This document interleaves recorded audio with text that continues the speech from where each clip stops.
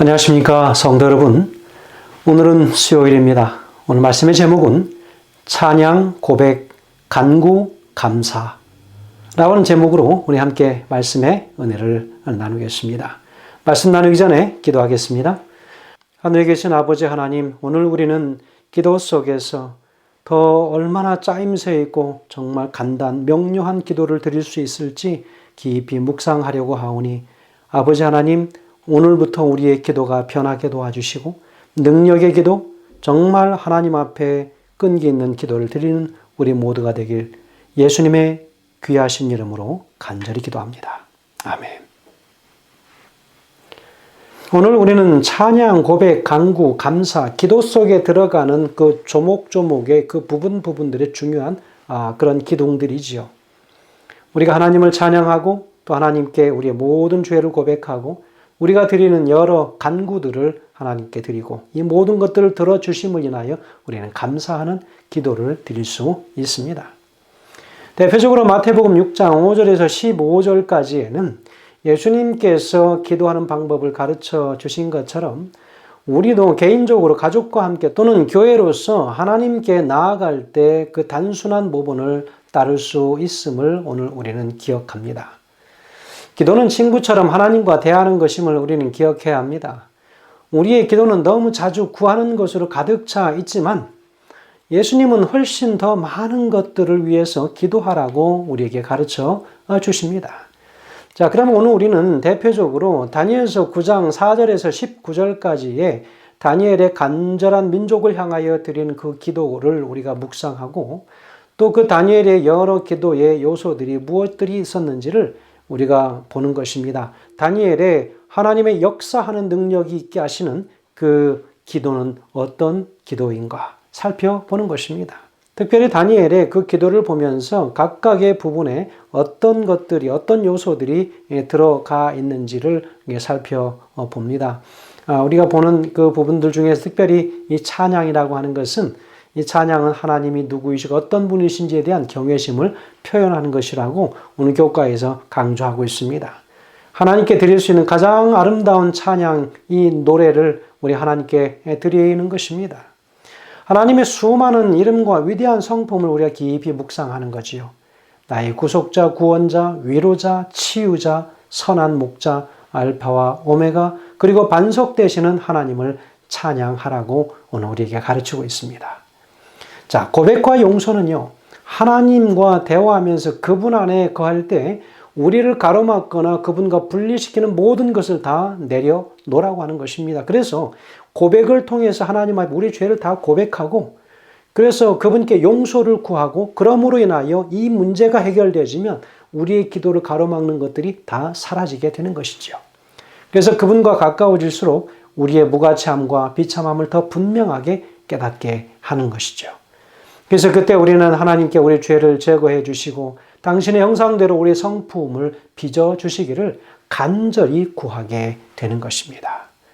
하나님께서 우리를 용서해 주시기를 바란다면 우리는 다른 사람들을 우리가 먼저 용서할 마음의 준비가 돼 있어야 하겠지요. 그러니 오늘 우리는 우리의 기도의 응답을 듣기 위하여 우리가 얼마나 내 마음속에 있는 죄들을 깨끗하게 비워내야지 되는지를 말씀을 통해서 오늘 우리가 보게 됩니다. 야고보서 5장 16절에는 이야기합니다. 그러므로 너희 죄를 서로 고백하며 병이 낫기를 위하여 서로 기도하라. 의인의 간구는 역사하는 힘이 크다라고 말씀해 주십니다. 그래서 우리가 드리는 간구는 어떤 어려움을 겪고 있는지를 간절히 구하는 것입니다. 다양한 요청들을 하나님께 드릴 수 있지요. 혹시 가족의 문제나 친구의 문제나 건강의 문제, 재정의 문제, 직장의 문제, 학업의 문제일 수도 있습니다. 구체적으로 어떤 부분에서 하나님의 인도하심이 필요한가를 간절하게 구하는 것입니다. 그래서 여러분의 도움이 필요한 이가 바로 누구이며 어떻게 도와야 최선인가도 우리가 하나님 앞에 간구하는 것입니다. 그래서 하나님의 뜻이 이루어지도록 그분의 간절한 도움이 필요한 부분들을 사람들을 위하여 구체적으로 기도하는 것입니다. 여러분, 그래서 나의 삶 속에서 하나님께 찬양하고 고백하고 간구하고 감사해야 할 것들은 어떤 것들이 과연 있으십니까? 그런데 특별히 감사 부분에서 빌립보서 4장 6절의 말씀을 통해서 살펴보면 우리의 삶에 베푸신 하나님의 축복들을 우리가 생각해 볼 수 있는데요.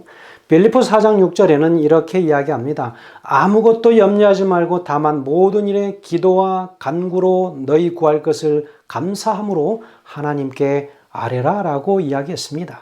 여기에 보면 기도의 특별한 요소 4가지를 이야기하고 있는데 무엇이었습니까? 기도, 간구, 그리고 구할 것을 하나님께 아뢰는 것, 그리고 그것을 감사함으로 하나님께 기도하라고 이야기합니다. 여러분이 모든 기도들에 보면 간구나 그리고 용서를 구하는 여러 우리의 죄를 고백하는 것, 그러나 모든 기도의 끝은 항상 감사로 끝맺는 것을 보게 됩니다. 왜냐하면 이 모든 것들을 이미 주셨음을 인하여 감사합니다. 우리는 이제 받지 않았지만 이미 이제 미래에 일어날 일들이지만 이미 우리는 감사함으로 이미 받은 것으로 간주하고 기도를 끝내기 때문에 우리는 그렇게 표현하는 것이죠. 미리 감사를 드리는 것입니다. 그런데 우리 마음속에 그렇게 되었음을 확신하는 것이죠. 빌립보서 4장 6절은 염려를 이기는 기도를 어떻게 드려야 하는지를 이야기하고 있습니다.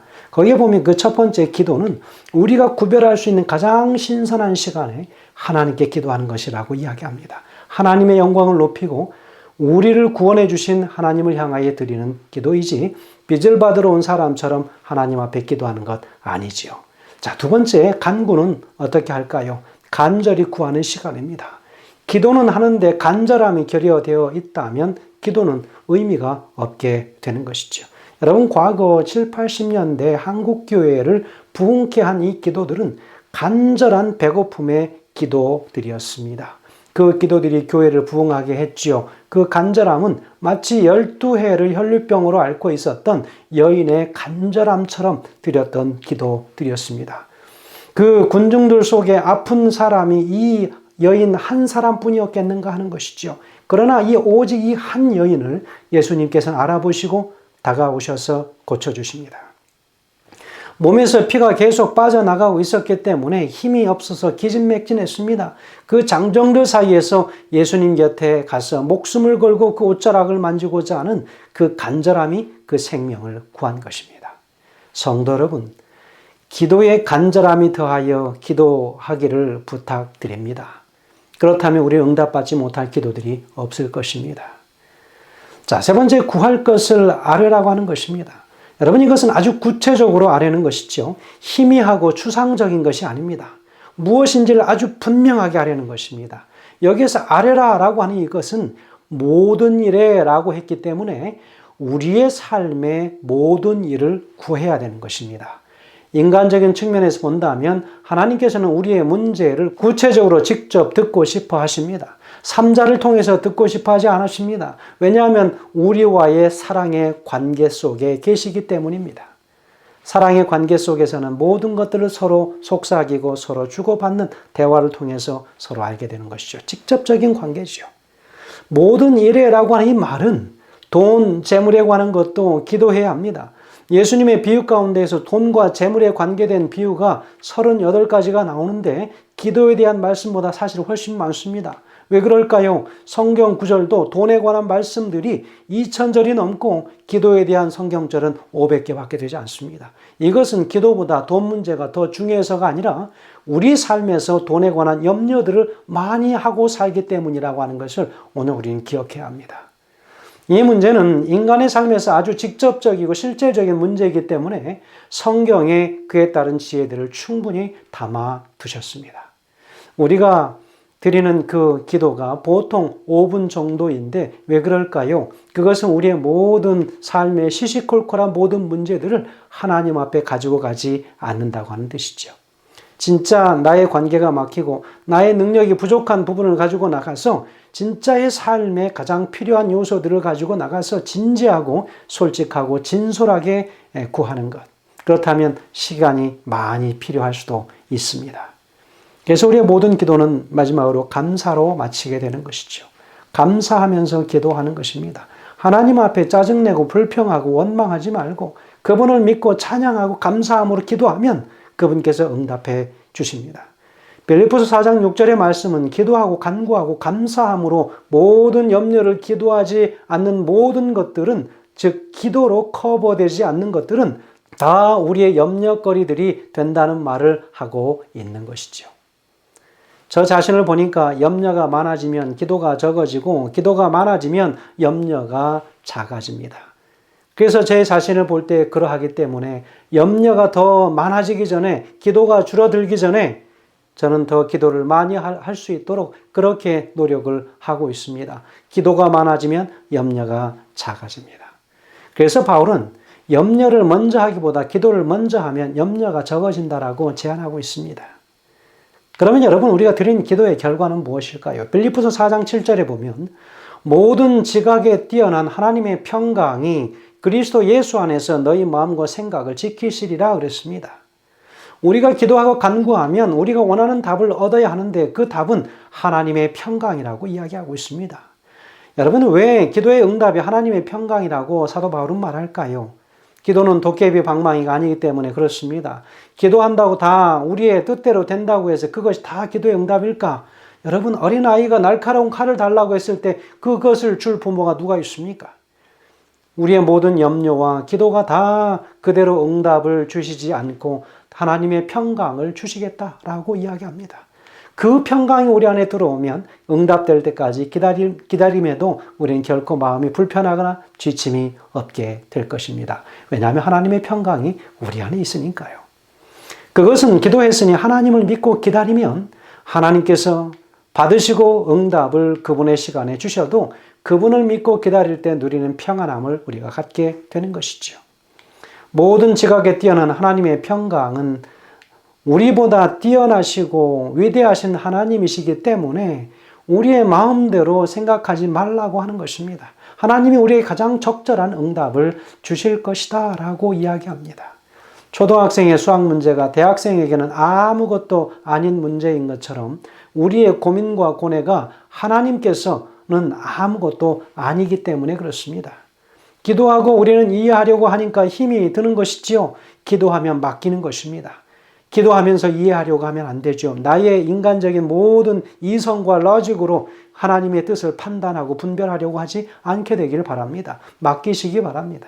저도 개인적으로 목회하면서 교회 많은 일들이나 성도들을 하나하나 다 이해하려고 할 때 힘이 든 때가 있습니다. 하나님께 내어 맡기는 것입니다. 그저 하나님께 기도하고 맡기는 것이지요. 저 누구는 정말 이해가 안 되네 라고 시작하면 문제가 어려워지기 시작합니다. 맡기는 것이지요. 여기서 지키시리라, 우리의 마음과 생각을 지키신다라고 하는 이 지킨다고 하는 것은 군사적인 용어지요. 지켜야 한다고 하는 것은 공격하는 누군가 있다고 하는 것입니다.